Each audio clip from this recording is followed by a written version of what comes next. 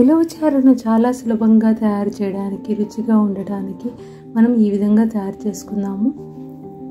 ఉలవలు వాష్ చేసుకొని నీళ్లు పోసి నైటే నానబెట్టి పెట్టుకోవాలి. ఉదయాన్నే ఉడికించుకోవాలి. ఉలవలను కుక్కర్లో పెట్టి 10 విజిల్స్ వచ్చేంత వరకు ఉన్నించి బాగా మెత్తగా ఉడికించుకోవాలి. చింతపండు వాష్ చేసి నీళ్లు పోసి నానబెట్టుకుందాం.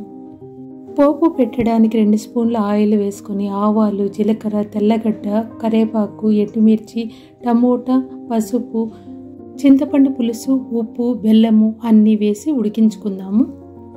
మెత్తగా ఉడికే చల్లారిన ఉలవలను 2 స్పూన్ల రసంలో వేసుకొని మిగిలిన ఉలవలు, మిరియాలు మిక్సీలో వేసుకొని మెత్తగా గ్రైండ్ చేసుకోవాలి. మెత్తగా గ్రైండ్ అయిన పేస్ట్ను మనం రసంలో కలుపుకొని కావలసినన్ని నీళ్లు వేసుకొని కలుపుకుంటూ చిక్కదనం చూసుకోవాలి.